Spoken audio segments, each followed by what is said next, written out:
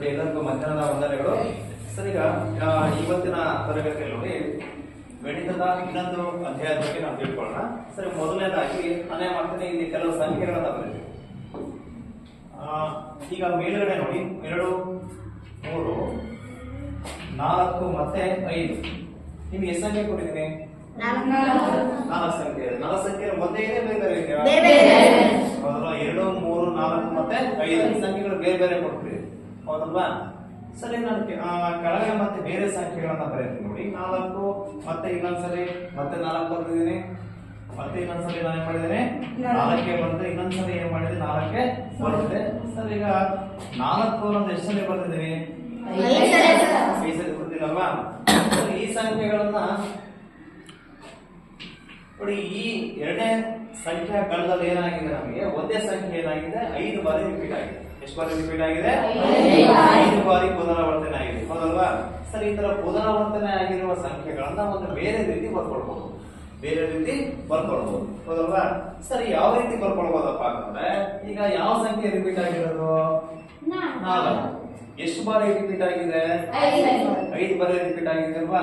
ಸರಿ, ಎಷ್ಟು ಬಾರಿ ರಿಪೀಟ್ ಆಗಿದೆಯೋ ಅದನ್ನ ಮೇಲ್ಗಡೆ ಈ ರೀತಿ ಬರ್ಕೊಳ್ತೀವಿ, ಹೌದಲ್ವಾ? ಸರಿ, ಈ ತರ ಬರ್ಕೊಳ್ತೀವಿ. ಇದನ್ನ ಯಾವ ರೀತಿ ಓದ್ತೀವಿ? 4ರ ಘಾತಾಂಕ 5, ಹೌದಲ್ವಾ? ಸರಿ, ಈ ರೀತಿ ಬರೆಯೋದನ್ನೇ ನಾವು ಏನಂತ ಕರಿತೀವಿ? ಘಾತಾಂಕ ಸಂಖ್ಯೆಗಳು ಅಂತ ಹೇಳಿ. ಏನಂತ ಹೇಳಿ? ಘಾತಾಂಕ ಸಂಖ್ಯೆಗಳು. ಅಂದ್ರೆ ನಾವು ಈ ಘಾತಾಂಕ ಸಂಖ್ಯೆನ ಯಾವ ಬರೀಬಹುದಪ್ಪ ಅಂತಂದ್ರೆ, ಒಂದೇ ಸಂಖ್ಯೆ ರಿಪೀಟ್ ಆದ್ರೆ ಮಾತ್ರ ನಾವೇನ್ ಮಾಡ್ಕೊಳ್ಬಹುದು? ಘಾತಾಂಕ ರೂಪದಲ್ಲಿ ಬರ್ಕೊಳ್ಬಹುದು, ಹೌದಲ್ವಾ? ಸರಿ, ಈಗ ರಿಪೀಟ್ ಆಗಿಲ್ಲ ಅಂದ್ರೆ ಇದ್ರ ಘಾತ ಎಷ್ಟಿರುತ್ತೆ ಅಂತ ಹೇಳಿ? 1 ಇರುತ್ತೆ. ಏನು ಇಲ್ಲ ಅಂದ್ರೆ ಘಾತ ಎಷ್ಟಿರುತ್ತೆ? 1 ಇರುತ್ತೆ, ಹೌದಲ್ವಾ? ಸರಿ, ಈಗ ಏನ ಘಾತಾಂಕ m ರೂಪದಲ್ಲಿ ಬರೆಯೋದನ್ನ ನಾವು ಘಾತಾಂಕ ಸಂಖ್ಯೆಗಳು ಅಂತ ಕರಿತೀವಿ. ಘಾತಾಂಕ ಸಂಖ್ಯೆಗಳು, ಹೌದಲ್ವಾ? ಸರಿ, ಸಾಮಾನ್ಯವಾಗಿ ಘಾತಾಂಕಗಳು ಯಾವ ರೂಪದಲ್ಲಿ ಇರುತ್ತೆ? ಏನ ಘಾತಾಂಕ m, ಹೌದಲ್ವಾ? ಸರಿ, ಸಾಮಾನ್ಯವಾಗಿ ಘಾತಾಂಕಗಳು ಏನಾಗಿರುತ್ತೆ? ಏನ ಘಾತಾಂಕ m ರೂಪದಲ್ಲಿ ಇರುತ್ತೆ, ಹೌದಲ್ವಾ? ಎಕ್ಸಾಂಪಲ್ ಕೊಡಿ ಬೇರೆ. ಡಿ ನ ಘಾತ n. ಡಿ ಬೇಡ, ಸಂಖ್ಯೆ ಹೇಳಿ. ಸರಿ, ಘಾತಾಂಕ ಸಂಖ್ಯೆ ಈ ರೂಪದಲ್ಲಿ ಇರುತ್ತೆ ಅಂತ ಹೇಳಿದಲ್ವಾ? 5ರ ಘಾತ 6. 5ರ ಘಾತಾಂಕ ಎಷ್ಟು? 6. ಇದು ಮೀನಿಂಗ್ ಏನದು? ಅರ್ಥ ಏನಂತ ಹೇಳುತ್ತೆ? ಸರಿ ಇದೆ, ಹೌದಲ್ವಾ? ಸರಿ, ಈಗ ಸಾಮಾನ್ಯ ನಿಮ್ಗೆ ಹೇಳಿದೆ ಏನ ಘಾತಾಂಕ m ರೂಪದಲ್ಲಿ ಇರುತ್ತೆ ಅಂತ ಹೇಳಿದೆ, ಹೌದಲ್ವಾ? ಸರಿ, ಇದರಲ್ಲಿ ಏನಾಗುತ್ತೆ? ಆಧಾರ ಸಂಖ್ಯೆ ಆಗುತ್ತೆ. m ಏನಾಗುತ್ತೆ? ಘಾತಾಂಕ ಸೂಚಿ ಆಗುತ್ತೆ, ಹೌದಲ್ವಾ? ಸರಿ, ಏನ ಘಾತಾಂಕ m ನಲ್ಲಿ ಏನಾಗುತ್ತೆ? ಆಧಾರ ಸಂಖ್ಯೆ ಆಗುತ್ತೆ. m ಏನಾಗುತ್ತೆ? ಘಾತಾಂಕ ಸೂಚಿ ಆಗುತ್ತೆ. ಅರ್ಥ ಆಗಿದೆಯಾ? ಸರಿ, ಏನ ಘಾತಾಂಕ m ರೂಪದಲ್ಲಿ m ಇರುತ್ತಲ್ವಾ, ಅದರ ಸ್ಪೆಷಲ್ ಕ್ಯಾರೆಕ್ಟರ್ ಇದೆ. m ಏನಾಗಿದೆ? ಒಂದು ವಿಶೇಷವಾದ ಗುಣ ಇದೆ. ಏನಪ್ಪಾ ಅಂತಂದ್ರೆ, ಅದು ಎಷ್ಟಿರುತ್ತೋ ಅಷ್ಟು ಬಾರಿ ಆಧಾರ ಸಂಖ್ಯೆ ಬರ್ಕೊಳ್ಬೇಕು ಅಂತ ಹೇಳಿ. ಅರ್ಥ ಆಗ್ತಿದ್ಯಾ? ಯಾವ್ದಾದ್ರು ಒಂದು ಘಾತಾಂಕ ಸಂಖ್ಯೆ ಇದೆ ಅಂತ ಅನ್ಕೊಂಡ್ರೆ, ಆ ಘಾತಾಂಕ ಸಂಖ್ಯೆಯಲ್ಲಿ ಘಾತಾಂಕ ಸೂಚಿ ಇರುತ್ತಲ್ವಾ, ಆ ಘಾತಾಂಕ ಸೂಚಿ ಎಷ್ಟಿರುತ್ತೋ ಅಷ್ಟು ಬಾರಿ ನಾವೇನ್ ಮಾಡ್ಕೊಳ್ಬೇಕಾಗುತ್ತೆ? ಆಧಾರ ಸಂಖ್ಯೆನ ಬರ್ಕೊಳ್ಬೇಕಾಗುತ್ತೆ. ಅರ್ಥ ಆಗ್ತಿದ್ಯಾ? ಆಧಾರ ಸೂಚಿ ಏನ್ ಮಾಡುತ್ತೆ? ನಾನು ಅಷ್ಟರಿ ಇದ್ದೀನಿ ಅಂತ ಹೇಳುತ್ತೆ ಅಲ್ವಾ? ನಾನು ಎಷ್ಟಿದ್ದೀನೋ ಅಷ್ಟರಿ ಏನ್ ಮಾಡ್ಕೊಳ್ಬೇಕಾಗುತ್ತೆ? ಆಧಾರ ಸಂಖ್ಯೆನ ಬರ್ಕೊಳ್ಬೇಕು ಅಂತ ನಮಗೆ ಘಾತಾಂಕ ಸೂಚಿ ನಮಗೆ ಹೇಳುತ್ತೆ. ಅರ್ಥ ಆಗ್ತಿದ್ಯಾ? ಸರಿ, ಹಾಗಾದ್ರೆ ಇವತ್ತಿನ ಕ್ಲಾಸ್ ಅಲ್ಲಿ ಈ ಘಾತಾಂಕ ಸಂಖ್ಯೆಗಳ ಬಗ್ಗೆ ತಿಳ್ಕೊಳ್ಳೋಣ. ಯಾವ ಪಾಠ ಇದು? ಘಾತಾಂಕಗಳು. ಸರಿ, ನಿಮಗೆ ಹೇಳಿದೆ ನಾವು ಯಾವುದೇ ಸಂಖ್ಯೆಗಳನ್ನ ಘಾತಾಂಕ ರೂಪದಲ್ಲಿ ಬರೀಬೇಕು ಅಂದ್ರೆ ಆ ಸಂಖ್ಯೆಗಳು ಏನಾಗಿರ್ಬೇಕು? ರಿಪೀಟ್ ಆಗಿರ್ಬೇಕು. ಏನಾಗಿರ್ಬೇಕು? ಪುನರಾವರ್ತನೆ ಆಗಿರ್ಬೇಕು, ಹೌದಲ್ವಾ? ಸರಿ, ನಾನು ಹೇಳ್ತೀನಿ. ಈಗ ಇಷ್ಟು ಎಕ್ಸಾಂಪಲ್ ಮಟ್ಟು ಕೊಡ್ತೀನಿ ನೋಡಿ. ಸರಿ, 3 ಇಂಟು 3 ಇಂಟು 3 ಇಂಟು 3 ಇದನ್ನ ಘಾತಾಂಕ ರೂಪದಲ್ಲಿ ಹೇಳಿ. ಎಷ್ಟಾಗುತ್ತೆ? 3 ಸರಿ, 3ರ ಘಾತಾಂಕ 4 ಆಗುತ್ತೆ, ಹೌದಲ್ವಾ? ಅರ್ಥ ಆಗಿದೆ? ಅಷ್ಟಿನ ನೋಡಿ ನಿಮ್ಮ ನೋಡಿ, -5 ಇಂಟು -5 ಇಂಟು -5 ಇದನ್ನ ಘಾತಾಂಕ ರೂಪದಲ್ಲಿ ಬರೆಯೋದು.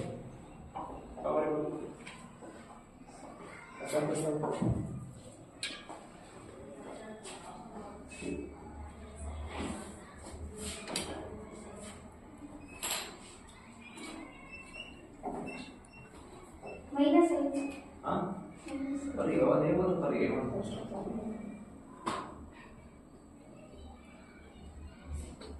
-5 ಬರ್ಕೋ. -5 ಎಷ್ಟು ಬಾರ್ ರಿಪೀಟ್ ಆಗಿದೆ? ಎಸ್ ಅಂತ ಬರ್ಕೊಂಡಿದ್ದಿಲ್ಲಲ್ಲೇ ನೀಟಾಗಿ ಬರೆಯೋ. -5 ಹಾ ಎಷ್ಟು ಬಾರ್ ರಿಪೀಟ್ ಆಗಿದೆ ನೋಡಿ. ಸರ್ ಏನ್ ಮಾಡ್ಕೋಬೇಕೀಗ? -5 ಘಾತಾಂಕ ಎಷ್ಟಾಗುತ್ತೆ? 3. ಒಂದು ಸರಿ ನೋಡಿ. ಸರಿ ಬ್ರಾಕೆಟ್ ಹಾಕೊಳ್ಬೇಕು. ಸರಿ -5 ಘಾತಾಂಕ ಎಷ್ಟಾಗುತ್ತೆ? 3 ಆಗುತ್ತೆ. ಹೌದಲ್ವಾ? ಅಂದ್ರೆ ಒಂದು ಸಂಖ್ಯೆ ಎಷ್ಟು ಸಾರಿ ರಿಪೀಟ್ ಆಗಿರುತ್ತೋ ಅದನ್ನ ನಾವೇನ್ ಮಾಡ್ಕೊಳ್ಬಹುದು, ಈ ತರ ಘಾತಾಂಕ ರೂಪದಲ್ಲಿ ಬರ್ಕೊಳ್ಬಹುದು. ಹೌದಲ್ವಾ? ಹೀಗೆ ನೋಡಿ 4ನೇ ಎಕ್ಸಾಂಪಲ್ ಸ್ವಲ್ಪ ಬೇರೆ ತರ ಕೊಡ್ತೀನಿ. 2 into 2 into next 5 into 5 into 5 ಹೀಗೆ ಹೇಳಿ. 2ರ ಘಾತ 2 ಬರ್ಕೊಳ್ಬೋದಾದ್ರೆ Yes, sir. ಇಲ್ಲಿ 2 ತರ ಸಂಖ್ಯೆಗಳು ಬಂದಿದೆ. 2 ಸರಿ ಇದೆ, 5 ಸರಿ ಇದೆ, 3 ಸರಿ ಇದೆ. ಸರಿ ಇದನ್ನು ನೀವು ಘಾತಾಂಕ ರೂಪದಲ್ಲಿ ಬರ್ಕೊಳ್ಬಹುದು. ಈ ಸಂಖ್ಯೆಗಳನ್ನು ಕೂಡ ಘಾತಾಂಕ ರೂಪದಲ್ಲಿ ಬರ್ಕೊಳ್ಬಹುದು. ಸರಿ 2ನ ಘಾತಾಂಕ ರೂಪದಲ್ಲಿ ಬರ್ಕೊಂಡ್ರೆ ಏನಾಗುತ್ತೆ? 2 ಸ್ಕ್ವೇರ್. ಸರಿ 5 ಎಷ್ಟು ಸರಿ ಇದೆ ನೋಡಿ. 5 ಕ್ಯೂಬ್ ಅದೇನಾಗುತ್ತೆ? 5 5 ಕ್ಯೂಬ್ ಆಗುತ್ತೆ. ಸರಿ ಈ ರೀತಿ ಬರ್ಕೊಳ್ಬಹುದು.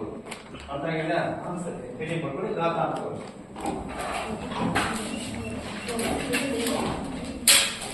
ಘಾತಾಂಕಗಳು ಮಾತಾಡಿ.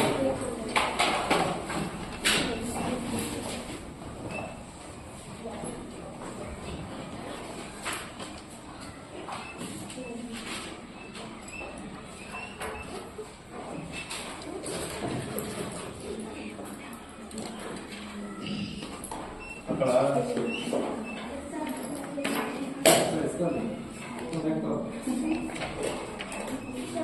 ಬರ್ಕೊಳ್ಳಿ ಕೆಳಗಡೆ. ಸಾಮಾನ್ಯ ರೂಪ, ಘಾತಾಂಕಗಳ ಸಾಮಾನ್ಯ ರೂಪ, ಘಾತಾಂಕಗಳ ಸಾಮಾನ್ಯ ರೂಪ.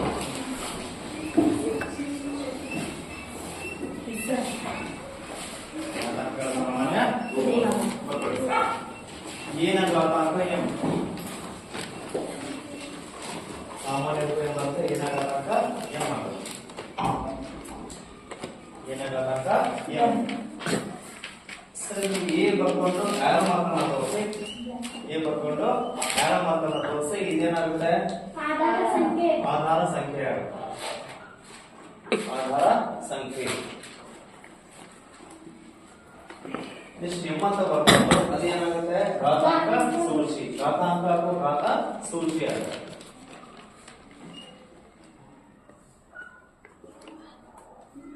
ಆಯ್ತಾಯ್ತು? ಇನ್ನೊಂದು ಎಕ್ಸಾಂಪಲ್ ಬರ್ಕೊಂಡ್ರಿ. ಅದು ಕೆಳಗಡೆ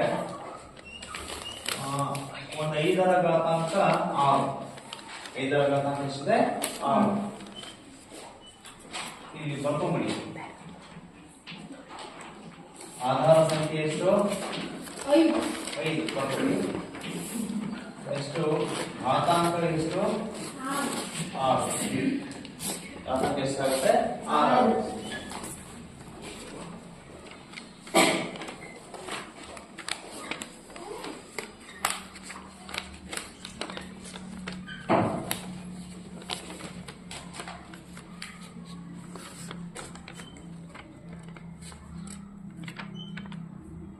ಆಯ್ತಾ?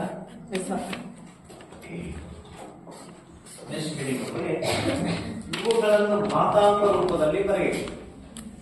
ಇವುಗಳನ್ನು ಘಾತಾಂಕ ರೂಪದಲ್ಲಿ ಬರೆಯಿರಿ. ಇವುಗಳನ್ನು ಘಾತಾಂಕ ರೂಪದಲ್ಲಿ ಬರೆಯಿರಿ. ಇವುಗಳನ್ನು ಘಾತಾಂಕ ರೂಪದಲ್ಲಿ ಬರೆಯಿರಿ.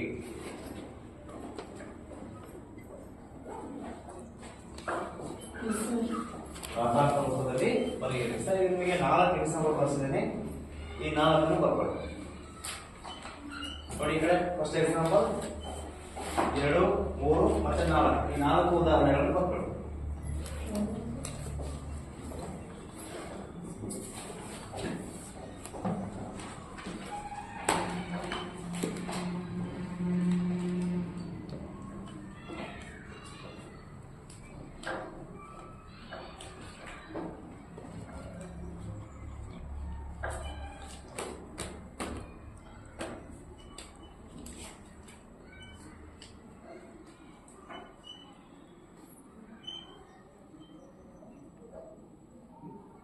ಆಯ್ತಾ? ಬೇಗ.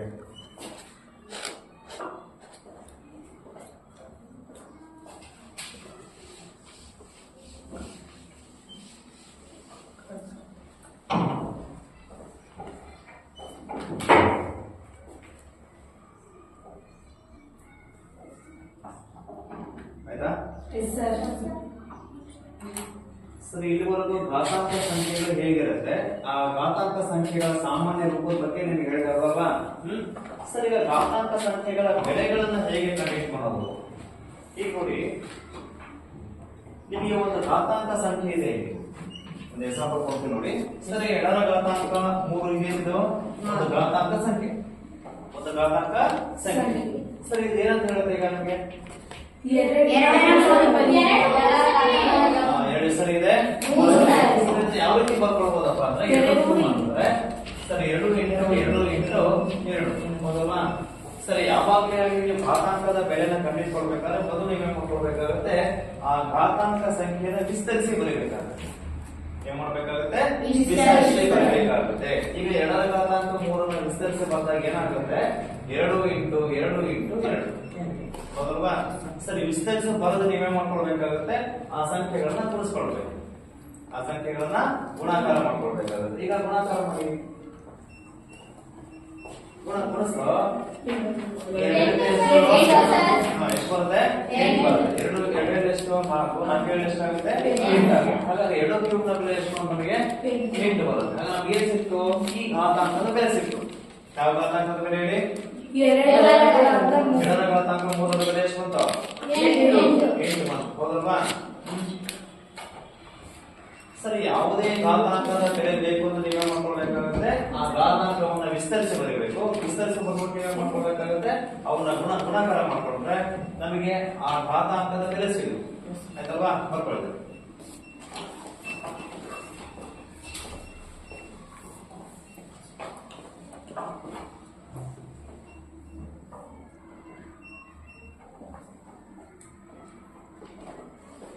ಈಗ ನೋಡಿ, ಇನ್ನೊಂದು ನೋಡಿ.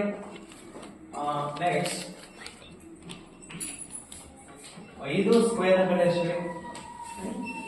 5 ಸ್ಕ್ವೇರ್ ನ ಬೆಲೆ 5 ಹೆಸರು ಬರ್ಕೊಳ್ಬೇಕಾಗುತ್ತೆ. ಎಷ್ಟು ಬರುತ್ತೆ ಅನ್ಸಲ್ಲ? 5 ಹೆಸರಿ 2 ಸರಿ ಏನ್ ಮಾಡ್ಕೊಳ್ಬೇಕಾಗುತ್ತೆ? ಗುಣಾಕಾರ ಮಾಡ್ಕೊಳ್ಬೇಕಾಗುತ್ತೆ. 5 ಎಷ್ಟಾಗುತ್ತೆ? 25. ಹಾಗಾದ್ರೆ 5 ಸ್ಕ್ವೇರ್ ನ ಬೆಲೆ ಎಷ್ಟು ಬರುತ್ತೆ? 25 ಆಗುತ್ತೆ. ಅರ್ಥ ಆಗಿದೆಯಾ? ಇದು ಮಾಡ್ಕೊಳ್ಳಿ. ಇನ್ನೊಂದು ಎಕ್ಸಾಂಪಲ್ ನೋಡಿ. ಸರಿ, ಎಡರ ಘಾತಾಂಕ 6ರ ಬೆಲೆ ಎಷ್ಟು? ನೀವು ಮಾಡಿ. ಎಡರ ಘಾತಾಂಕ 6ರ ಬೆಲೆ ಎಷ್ಟು?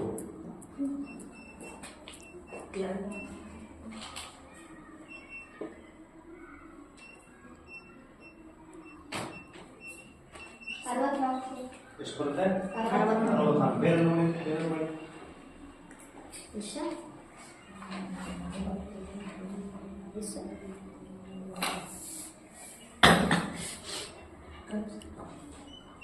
ಎಷ್ಟು ಬರುತ್ತೆ? 64. ಎಷ್ಟು ಸಲ ಬರ್ಕೋಬೇಕು ಹೇಳಿ? 6 ಸಲ ಬರ್ಕೋಬೇಕಾಗುತ್ತೆ. 2 ಇಂಟು 2 ಇಂಟು 2 ಇಂಟು ಎಷ್ಟು ಸಲ ಬರ್ಕೊಳ್ಬೇಕಾಗುತ್ತೆ? 6 ಸಲ ಬರ್ಬೇಕು. ಈಗ ಗುಣಾಕಾರ ಮಾಡಿ ನೋಡಿ. 2 ಎಷ್ಟು? 4 ಎಷ್ಟು? 8 ಎಷ್ಟು? 14 32 2 ಎಷ್ಟಾಗುತ್ತೆ? 64. ಹಾಗಾದ್ರೆ ಎಡರ ಘಾತಾಂಕ 6ರ ಬೆಲೆ ಎಷ್ಟು? 64 ಆಗುತ್ತೆ. ಹೌದಲ್ವಾ?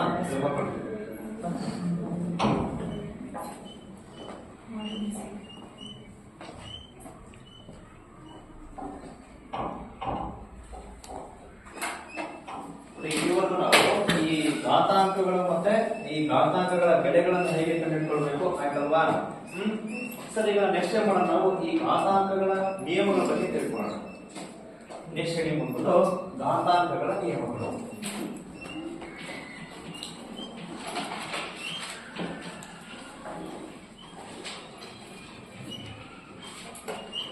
ಘಾತಾಂಕಗಳ ನಿಯಮಗಳು.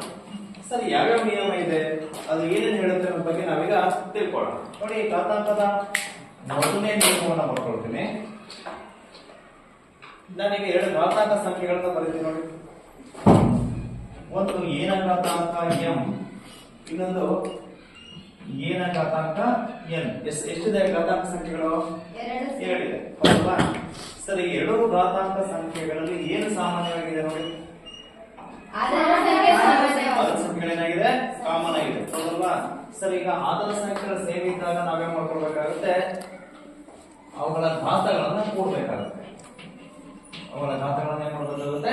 ಕೂಡಬೇಕಾಗುತ್ತೆ. ಸರಿ, ಇದು ಘಾತಾಂಕದ ಮೊದಲನೇ ನಿಯಮ. ಅರ್ಥ ಆಗಿದೆಯಾ ನೋಡಿ? ಘಾತಾಂಕದ ಮೊದಲನೇ ನಿಯಮದ ಪ್ರಕಾರ ಯಾವುದೇ ಎರಡು ಘಾತಾಂಕಗಳನ್ನ ಕೊಟ್ಟಾಗ ಆಧಾರ ಸಂಖ್ಯೆಗಳ ಸೇಮ್ ಇದ್ದಾಗ ನೀವೇನ್ ಮಾಡ್ಕೊಳ್ಬೇಕಾಗುತ್ತೆ? ಅವುಗಳ ಘಾತಗಳನ್ನ ಕೂಡಬೇಕಾಗುತ್ತೆ. ಇದು ಘಾತಾಂಕದ ಮೊದಲನೇ ನಿಯಮ. ಅರ್ಥ ಆಗಿದೆಯಾ? ಸರಿ, ಈಗ ಎರಡನೇ ನಿಯಮ ನೋಡಿ. ಒಂದೊಡೆ ಘಾತಾಂಕಗಳು ಈ ರೂಪದಲ್ಲಿದ್ದಾಗ, ಏನ ಘಾತಾಂಕ m ಬೈ ಏನ ಘಾತಾಂಕ n ರೂಪದಲ್ಲಿದ್ದಾಗ ನಾವೇನ್ ಮಾಡ್ಕೊಳ್ಬೇಕಾಗುತ್ತೆ ನೋಡಿ? ಏನ ಘಾತಾಂಕ ಏನಾಗುತ್ತೆ? m ಮೈನಸ್ n ಆಗುತ್ತೆ. ಅಂದ್ರೆ ಈ ಅವೇ ಘಾತಾಂಕಗಳು ಏನಾಗಿದೆ? ಭಿನ್ನರಾಶಿ ರೂಪದಲ್ಲಿದೆ, ಹೌದಲ್ವಾ? ಆಧಾರ ಸಂಖ್ಯೆಗಳು ಸೇಮ್ ಇದೆ, ಮತ್ತೆ ಘಾತಾಂಕ ಏನಾಗಿದೆ? ಭಿನ್ನರಾಶಿ ರೂಪದಲ್ಲಿದೆ. ಅರ್ಥ ಆಗ್ತಿದ್ಯಾ? ಸರಿ, ಈಗ ನಾನೇನ್ ಏನ್ ಮಾಡ್ತೀನಪ್ಪ ಇಲ್ಲಿ ಅಂತಂದ್ರೆ, ಇದು ಸೈಡ್ ಬರೀತೀನಿ ನೋಡಿ. ಇಲ್ಲಿ ಮೇಲ್ಗಡೆ ಯಾವ ಘಾತಾಂಕ ಇದೆ ನೋಡಿ? ಏನ ಘಾತಾಂಕ m. ಸರಿ, ಈಗ ಈ ನಮಗೆ ಗೊತ್ತಿರೋ ಪ್ರಕಾರ ಯಾವುದೇ ಘಾತಾಂಕವನ್ನ ಅಂಶದಿಂದ ಛೇದಕ್ಕೆ ಕಳಿಸಿ ಅಥವಾ ಛೇದದಿಂದ ಅಂಶಕ್ಕೆ ಕಳಿಸಿದಾಗ ಆ ಘಾತಾಂಕದ ಚಿಹ್ನೆ ಏನಾಗುತ್ತೆ? ಬದಲಾಗುತ್ತೆ. ಪ್ಲಸ್ ಇರೋದು ಏನಾಗುತ್ತೆ? ಮೈನಸ್ ಆಗುತ್ತೆ. ಮೈನಸ್ ಇರೋದು ಏನಾಗುತ್ತೆ? ಪ್ಲಸ್ ಆಗುತ್ತೆ. ಹಾಗಾದ್ರೆ ನಾನೇ ಮಾಡಿದ್ರೆ ಏನಾಗುತ್ತೆ ಅಂತ ನೀವು ಹಾಗೆ ಇಟ್ಕೊಂಡಿದೆ. ಈ ಏನಾಗುತ್ತೆ ಅಂತ ಏನು ಮೇಲೆ ತಗೊಂಡ್ರೆ ಏನಾಗುತ್ತೆ? ಏನಾಗುತ್ತೆ? ಮೈನಸ್ ಏನಾಗುತ್ತೆ? ಈಗ ಆಧಾರ ಸಂಖ್ಯೆಗಳ ಸೇಮಿತ ನೀವೇ ಮಾಡ್ಕೊಡ್ಬೇಕಾಗುತ್ತೆ. ಘಾತಾಂಕದ ಮೊದಲನೇ ನಿಯಮದ ಪ್ರಕಾರ ಅವರ ಘಾತಗಳನ್ನ ಏನ್ ಮಾಡ್ಬೇಕಾಗುತ್ತೆ? ಕೂಡಬೇಕಾಗುತ್ತೆ. ಅವಾಗ ಏನಾಗುತ್ತೆ ನೋಡಿ? ಏನಾಗತ್ತಾಕ? m ಮೈನಸ್ n ಆಗುತ್ತೆ. ಮಾತಾಡ್ಬೇಕು. ಏನಾಗುತ್ತೆ? ಏನಾಗತ್ತಾಕ m ಮೈನಸ್ n ಆಗುತ್ತೆ. ಹಾಗಾದ್ರೆ ಘಾತಾಂಕದ ಎರಡನೇ ನಿಯಮದ ಪ್ರಕಾರ ಏನ ಘಾತಾಂಕ m ಬೈ ಏನ ಘಾತಾಂಕ n ರೂಪದಲ್ಲಿದ್ದಾಗ ಅದೇನಾಗುತ್ತೆ? ಏನ ಘಾತಾಂಕ m ಮೈನಸ್ n ಗೆ ಸಮನಾಗಿರುತ್ತೆ. ಎಷ್ಟೇ ನಿಯಮ ಇದಾವ? ಸರಿ, ಮೂರನೇ ನಿಯಮ ಏನ್ ಹೇಳ್ತಪ್ಪ ಅಂದ್ರೆ, ಸರಿ, ಏನ ಘಾತಾಂಕ m ಏನ ಘಾತಾಂಕ m whole to the power of n ರೂಪದಲ್ಲಿದ್ದಾಗ, ಇಲ್ಲಿ ಏನ ಘಾತಾಂಕ m whole to the power of n ರೂಪದಲ್ಲಿದ್ದಾಗ ನಾವು ಏನಂತ ಬರ್ಕೊಳ್ಬೇಕಾಗುತ್ತೆ? ಏನ ಘಾತಾಂಕ m ಇಂಟು n ಅಂತ ಬರ್ಕೊಳ್ಬೇಕಾಗುತ್ತೆ. ಇಂಟು ಇಲ್ಲಾಂದ್ರೆ ಇದೆ ಅಂತ ಹೇಳಿ. ಸರಿ, m ಏನ್ ಬರ್ಕೊಂಡಿದೆ ಅಂದ್ರೆ ಅದು ಇಂಟು ಇದೆ ಅಂತ ಹೇಳಿ ಏನಾಗುತ್ತೆ? ಅದು ಏನ ಘಾತಾಂಕ m ಇಂಟು n ಆಗುತ್ತೆ. ಅಂದ್ರೆ ಅವುಗಳ ಘಾತಗಳನ್ನ ಏನ್ ಮಾಡ್ಕೊಳ್ಬೇಕಾಗುತ್ತೆ? ನೀವು ಇಲ್ಲಿ ಗುಣಿಸ್ಬೇಕಾಗುತ್ತೆ. ಆಯ್ತಲ್ವಾ? ಇಷ್ಟು ಘಾತಾಂಕದ ನಾಲ್ಕನೇ ನಿಯಮ. ಘಾತಾಂಕದ ನಾಲ್ಕನೇ ನಿಯಮ ಇಲ್ಲಿ ನೋಡಿ. ಸರಿ, a into b whole to the power of m ರೂಪದಲ್ಲಿದ್ದಾಗ, ಫಸ್ಟ್ ನೋಡಿ ಗ್ರಾಮರ್ ಬರ್ಕೊಂಡ್ರೆ, ಸರಿ, a into b whole to the power of m ರೂಪದಲ್ಲಿದ್ದಾಗ ಇದೇನಾಗುತ್ತೆ? ಈ ಘಾತಾಂಕ ಎರಡಕ್ಕೂ ಅಪ್ಲೈ ಆಗುತ್ತೆ. ಏನಾಗುತ್ತೆ? ಎರಡಕ್ಕೂ ಅಪ್ಲೈ ಆಗುತ್ತೆ. ಅವಾಗ ಏನಾಗುತ್ತೆ? ಏನ ಘಾತಾಂಕ m ಇಂಟು b ನ ಘಾತಾಂಕ m ಆಗುತ್ತೆ. ಏನ ಘಾತಾಂಕ m ಇಂಟು b ನ ಘಾತಾಂಕ m ಗೆ ಸಮಾನ ಆಗುತ್ತೆ. ಎಷ್ಟು ನೋಡಿ? ಅಷ್ಟು ನಾಲ್ಕನೇ ನಿಯಮ.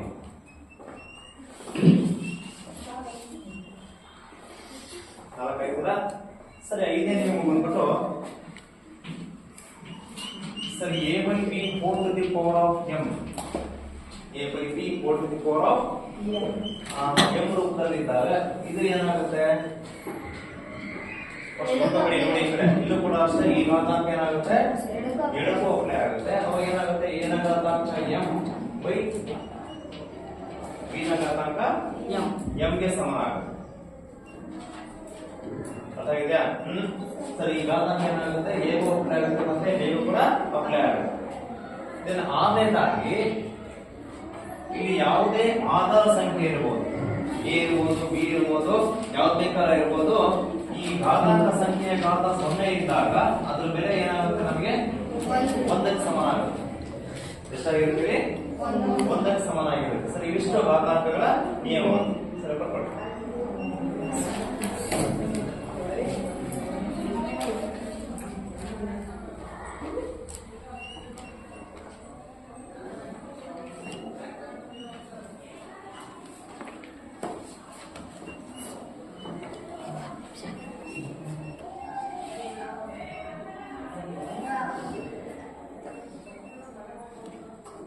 ಆಗಿದೆಯಾ? ಇವಿಷ್ಟು ಘಾತಾಂಕಗಳ ನಿಯಮಗಳು. ಮತ್ತೊಂದ್ಸರಿ ಹೇಳ್ತೀನಿ ನೋಡಿ.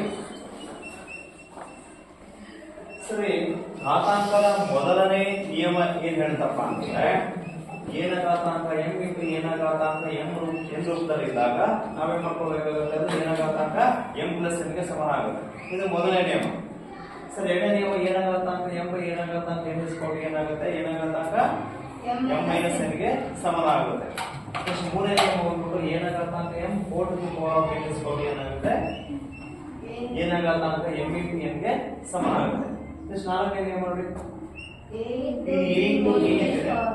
ಆಧಾರ ಸಂಖ್ಯೆ ಹೇಳಿದಾಗ 4 to the power of m ಇದೆಯಲ್ವಾ, ಈ ಘಾತಾಂಕ ಏನಾಗುತ್ತೆ? ಎರಡಕ್ಕೂ ಅಪ್ಲೈ ಆಗುತ್ತೆ. therefore ಏನ ಘಾತಾಂಕ m ಇಂಟು ಏನ ಘಾತಾಂಕ m ಆಗುತ್ತೆ. ಐದನೇ ನಿಯಮ ಇಲ್ಲೂ ಕೂಡ ಅಷ್ಟೇ ನೋಡಿ. a by b 4 to the power of m ಇಸ್ಕೊಂಡು ಏನಾಗುತ್ತೆ? ಈ ಘಾತಾಂಕ ಎರಡಕ್ಕೂ ಅಪ್ಲೈ ಆಗುತ್ತೆ. ಹಾಗಾಗಿ ಏನ ಘಾತಾಂಕ m ಬೈ ಏನಾಗುತ್ತೆ? b ನ ಘಾತಾಂಕ m ಗೆ ಸಮಾನ ಆಗುತ್ತೆ. ಆದೇ ನಿಯಮ ಬಂದ್ಬಿಟ್ಟು ಇದು ಬಹಳ ಇಂಪಾರ್ಟೆಂಟ್. ಯಾವಾಗಲೇ ಆಗಲಿ ಯಾವುದೇ ಆಧಾರ ಸಂಖ್ಯೆಯಲ್ಲಿ ಆ ಆಧಾರ ಸಂಖ್ಯೆಯ ಘಾತ 0 ಇದ್ದಾಗ, ಎಷ್ಟಿದ್ದಾಗ? ಅದರಲ್ಲೇ ಎಷ್ಟಿದ್ದಾಗ? 0 ಏನ ಘಾತಾಂಕ 0 ಇದ್ದಾಗ ಅದ್ರ ಬೆಲೆ ಏನಾಗುತ್ತೆ? 1ಕ್ಕೆ ಸಮಾನ ಆಗುತ್ತೆ. ಹೌದಲ್ವಾ? ರಂಗನಾಥ್ ಹೇಳ. 3ರ ಘಾತಾಂಕ 0 ಬೆಲೆ ಎಷ್ಟು? 3ರ ಘಾತಾಂಕ 0 ಬೆಲೆ ಎಷ್ಟು? ಎಷ್ಟಿರುತ್ತೆ? 0ನಾ? 1ಕ್ಕೆ ಸಮನಾಗಿರುತ್ತೆ. ಹೌದಲ್ವಾ? ನೀನು ಹೌದು. 10ರ ಘಾತಾಂಕ 0 ಬೆಲೆ ಎಷ್ಟು? ಎಷ್ಟು? 1. ನೆಕ್ಸ್ಟ್ 25ರ ಘಾತಾಂಕ 0 ಬೆಲೆ ಎಷ್ಟಾಗುತ್ತೆ? 1 ಆಗಿರುತ್ತಲ್ವಾ? ಸರಿ ಗೊತ್ತು. ಹಾಗಾದ್ರೆ ಯಾವಾಗಲೇ ಆಗಲಿ ಯಾವುದೇ ಆಧಾರ ಸಂಖ್ಯೆಯಲ್ಲಿ ಆ ಆಧಾರ ಸಂಖ್ಯೆಯ ಘಾತ 0 ಇತ್ತು ಅಂತಂದ್ರೆ ಅದ್ರ ಬೆಲೆ ಎಷ್ಟಾಗುತ್ತೆ? ನಮಗೆ 1 ಆಗುತ್ತೆ ಅಂತ ನಮಗೆ ಗೊತ್ತಾಗುತ್ತೆ. ಅದರ ಸರಿ, ಇಷ್ಟೇ ನೀವು ಯಾವುದೇ ಒಂದು ಲೆಕ್ಕವನ್ನ ಕೊಟ್ಟಾಗ ಫಸ್ಟ್ ನೋಡ್ಕೊಳ್ಬೇಕು. ಹೌದಲ್ವಾ? ಈ ಇಷ್ಟು ನಿಯಮಗಳ ಪೈಕಿ ಯಾವ ನಿಯಮ ಅಪ್ಲೈ ಆಗುತ್ತೋ ಆ ನಿಯಮವನ್ನು ಬಳಕೆ ಮಾಡ್ಕೊಂಡು ನೀವೇ ಮಾಡ್ಕೊಳ್ಬೇಕಾಗುತ್ತೆ, ಲೆಕ್ಕವನ್ನ ಬಿಡಿಸ್ಬೇಕಾಗುತ್ತೆ. ಸರ್, ಈಗ ಒಂದು ಲೆಕ್ಕ ಹಾಕ್ತೀನಿ ನೋಡಿ.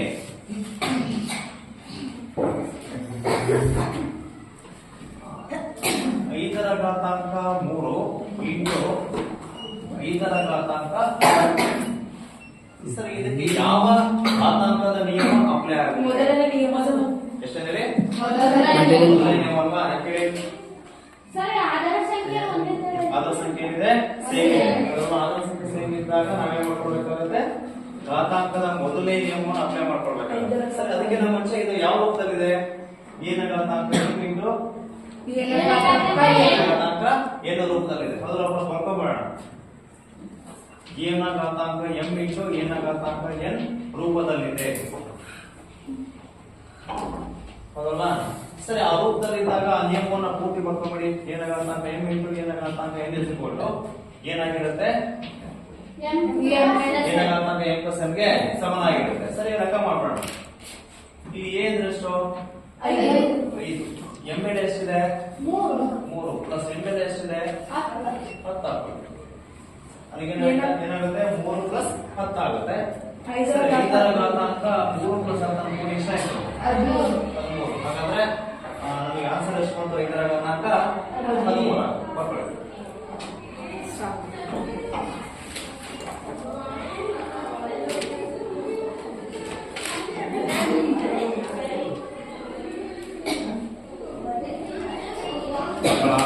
ಬರ್ಕೊಳ್ಳಿ ಬೇಗ.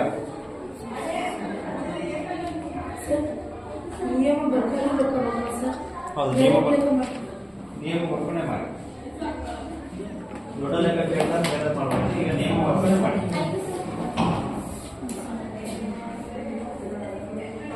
ಆಯ್ತಾ? ಈಗ ಸರಿ, ಆದವರು ಈ ಲೆಕ್ಕ ಮಾಡಿ. 5 ರ ಘಾತಾಂಕ 3 4 to the power of 4. ಇದು ಯಾವ ನಿಯಮ ಬರುತ್ತೆ ಈ ಲೆಕ್ಕಕ್ಕೆ? ಮೂರನೇ ನಿಯಮ. ನಿಯಮ ಮೂರನೇ ನಿಯಮ. ಸರಿ, ಮೂರನೇ ನಿಯಮದ ಪ್ರಕಾರ ಈ ಲೆಕ್ಕ ಈ ಘಾತಾಂಕವನ್ನು ಬಿಡಿಸಿ ಬೇಗ ಬೇಗ.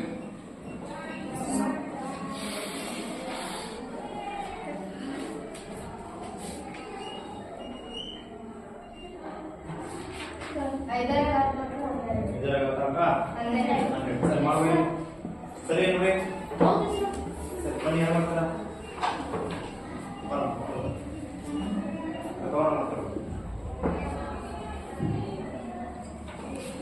ನಡೆಸ್ಕೋ ಮಾಡ.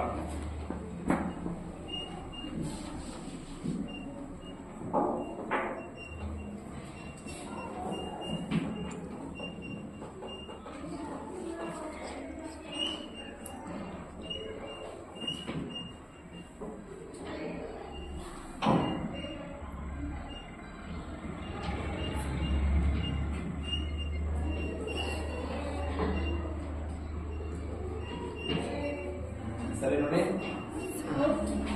ಸರಿ ಕೂಡಿದ್ರೆ ಮುಗಿಸ್ತಾರಲ್ಲಿ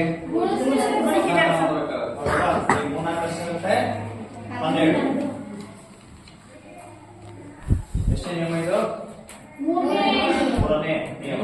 ಸರಿ, ನಾವು ಒಂದು ಲೆಕ್ಕ ಕೊಡ್ತೀವಿ.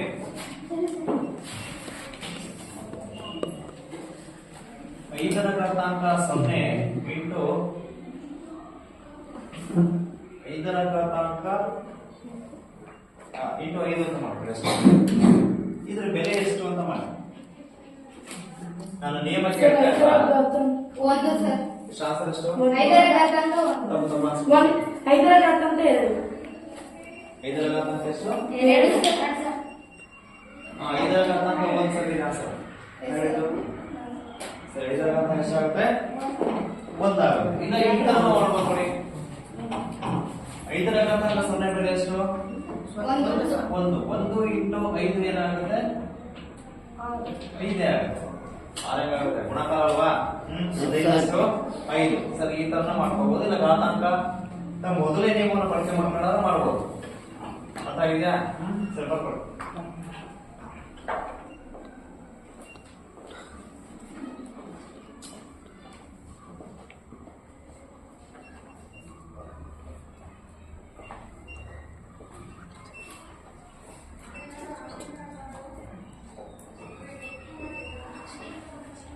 ಆಯ್ತಲ್ವಾ?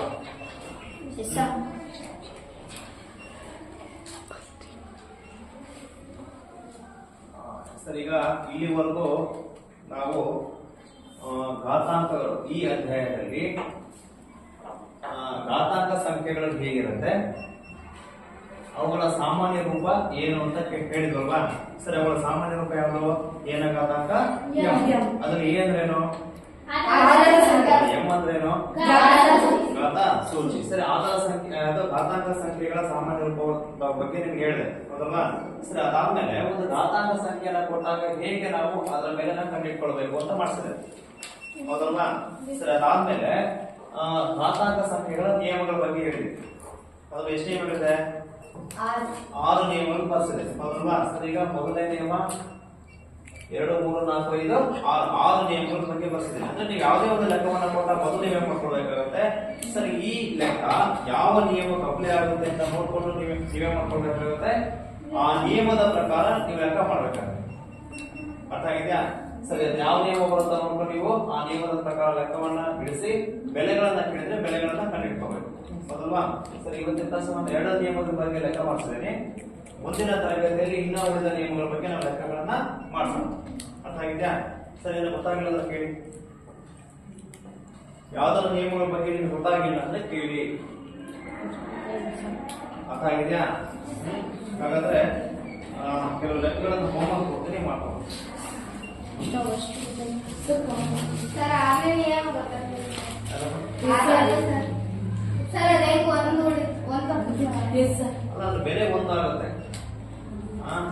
ಸರಿ, ಈಗ 5 ರ ಘಾತಾಂಕ 1 ಅಂದ್ರೆ 5 ಒಂದ್ಸರಿ ಬರ್ಕೊಂಡು ಹಿಂಗೆ ಇಡ್ಬೋದು. 5 ಒಂದರ ಬೆಲೆ ಎಷ್ಟು? ಒಂದೇ ಆಗುತ್ತೆ. ಸರಿ, 0 ಇದ್ದಾಗ 5 ಅನ್ನೋದು ಇಲ್ಲೇ ಇಲ್ಲ ಅಂದ್ರೆ ಸಂಬಂಧ ಅಂತ ನಾವು ಹಾಕೊಳ್ಬೇಕಾಗುತ್ತೆ. 5 ಒಂದರ ಬೆಲೆ ಎಷ್ಟು? ಯಾವುದೇ ಆಧಾರ ಸಂಖ್ಯೆ ಇರ್ಬೋದು, ಅದರ ಘಾತ 0 ಇದ್ದಾಗ ಅದ್ರ ಬೆಲೆ ಎಷ್ಟಾಗುತ್ತೆ? 1 ಸ್ಟ್ಯಾಂಡರ್ಡ್ ವ್ಯಾಲ್ಯೂ ಇದೆ. ಯಾವಾಗಲೇ ಆಗಲಿ ಆಧಾರ ಸಂಖ್ಯೆ ಘಾತ 0 ಇತ್ತು ಅಂತಂದ್ರೆ ಅದ್ರ ಬೆಲೆ ನೀವು ಎಕ್ಸ್ಟ್ರಾ ಕೊಡ್ಬೇಕಾಗುತ್ತೆ, 1 ಅಂತ ಬರ್ಕೊಳ್ಬೇಕಾಗುತ್ತೆ. ಆಯ್ತಾ? ಒಂದು ಸರ್ಕಲ್ ಮತ್ತೊಳಿ ಮತ್ತೆ ಡೌಟ್ ಇದೆ? ಸರಿ, ಗೊತ್ತಾಗಲ್ಲ ಸರಿ ಕೇಳಿ. ಸರಿ, ಈಗ ಹೋಮ್ ವರ್ಕ್ ಮಾಡ್ಕೊಂಬಿಡಿ.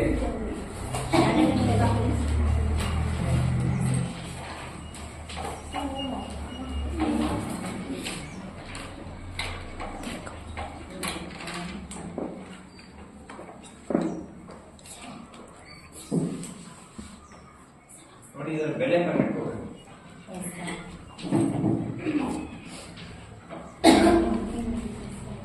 ಬೆಲೆ ಎರಡನೇ ನೋಡಿ.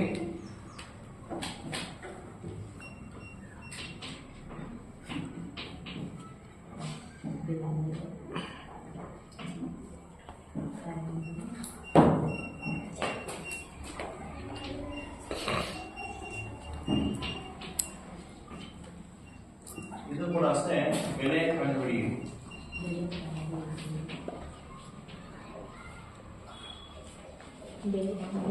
ಬೆಲೆ ಕಂಡು ಹಿಡಿಯಿರಿ.